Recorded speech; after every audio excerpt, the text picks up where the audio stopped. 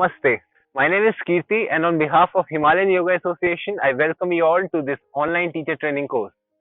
I am a teacher here at Himalayan Yoga Association, and I will be taking you through the concepts and details of the human body and yoga altogether. Let's hope you enjoy this course. Let's start. Namaste and welcome back to the online yoga teacher training course. In the previous session, we discussed the anatomy of the ankle joint. In today's video or in this video, we are going to discuss the anatomy of the wrist joint. But before we go ahead and do that, I need you to please come and sit with me as we chant the Gayatri Mantra before beginning today's session.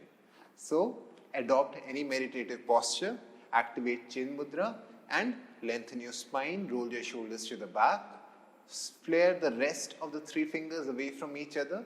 Most importantly, close the eyes with which you see the outside world and open the eyes through which you see the inside of your mind and your body. Slowly inhale and observe the breath traveling inside you.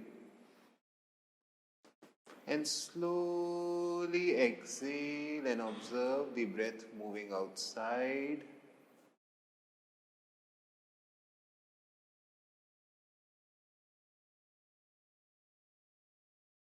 Allow your breath to calm your senses, to calm your mind, and to calm your body's functions as you are.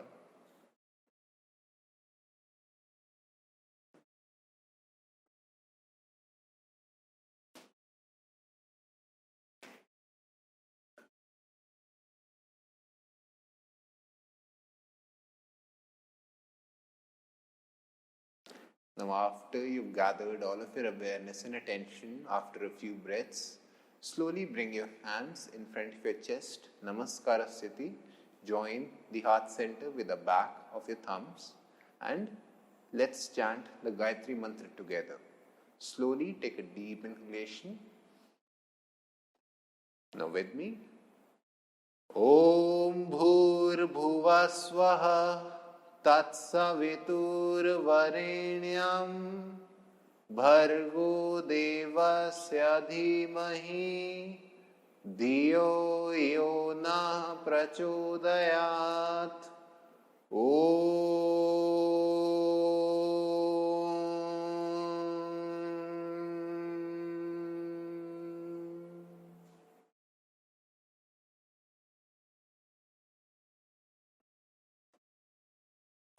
Having absorbed the vibration and the effect of the mantra on your mind and your body, let's gently start rubbing our palms.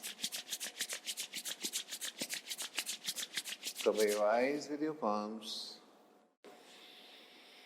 Now transfer this energy to your facial muscles, to the back of the neck and anywhere else you wish to transfer this energy to. Once again, before opening your eyes, fold your palms, bow down to your fingertips, and with a few blinks, open your eyes and welcome back. Now, the wrist joint is a very interesting joint because it makes our life much easier. It makes our life very interesting in many ways. The hand is the instrument through which we are able to sense, touch, and grab things.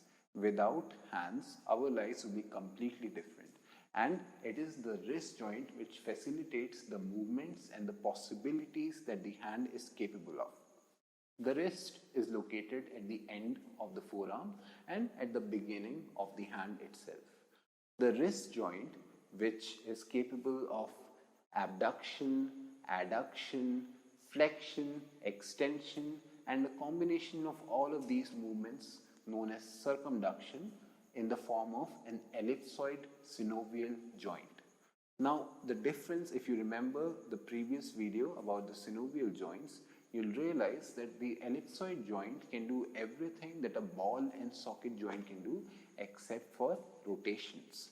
And that is why it is the second best joint inside the human body, the second best synovial joint inside the human body.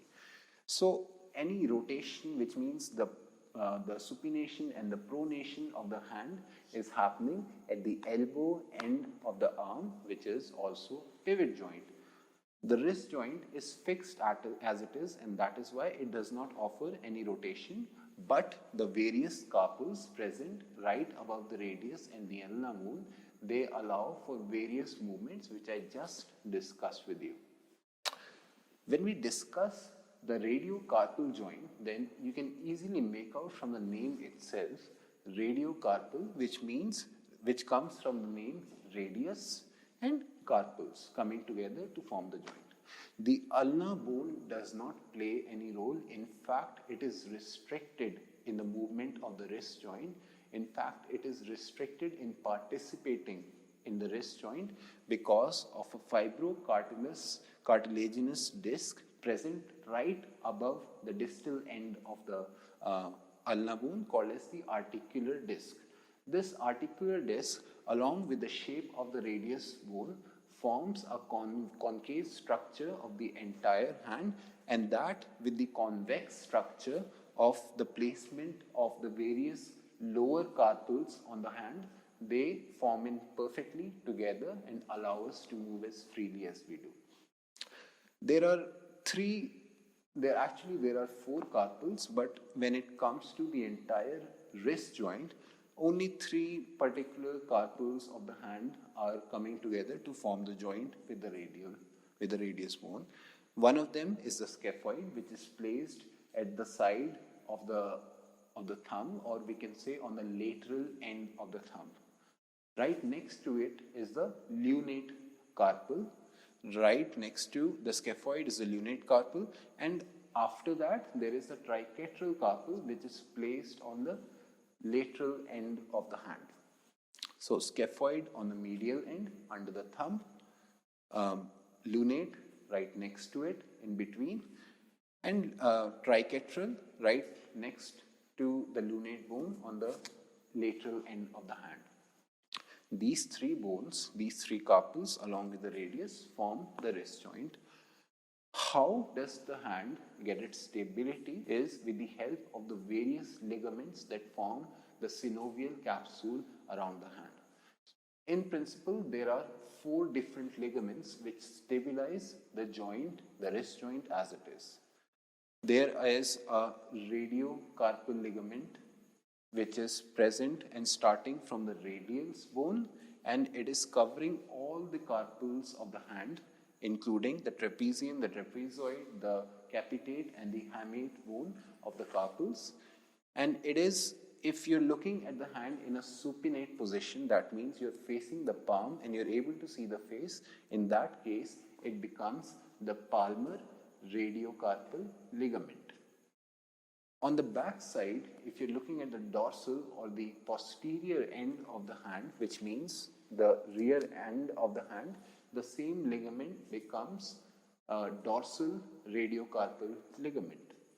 There are two other ligaments which help in stabilizing the joint from the sides as well. These collateral ligaments are called as radial collateral ligament, and the other one is called as ulnar collateral ligament.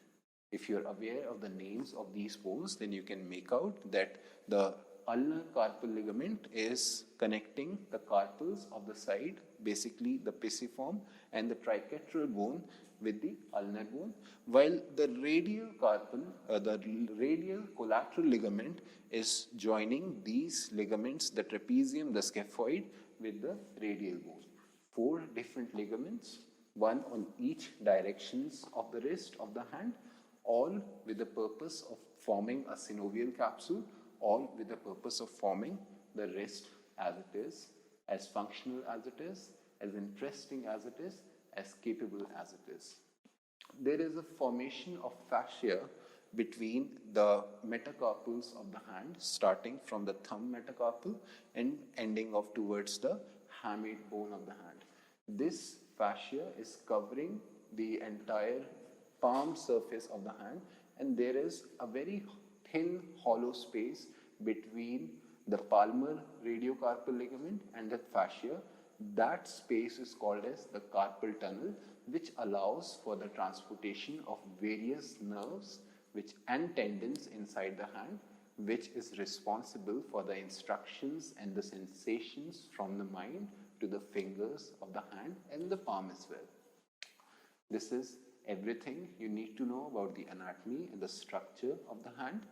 If we talk about what can you do in yoga to keep your wrist and your hands healthy, then there are certain movements that you can do. There are certain exercises, activities that you can do. Another example of Sukshma Vyayam is applied in case of the wrist joint, which is all about circumductions in either directions, clockwise and anti-clockwise. Do this about 5 to 10 times. Also, something else that you can do to keep your wrist healthy is just hold the elbows straight, elbows not bending at any point, palms, and then one hand you use to flex the hand in this direction. The same hand you do to extend the hand in the other direction. The same thing you do in both sides. Repeat this about 5 to 10 times to maintain healthy ligaments and a healthy radiocarpal joint. I hope you found today's video very informative. I'll see you again next time with another session, another information on another type of skeletal joint. Until then, thank you and namaste.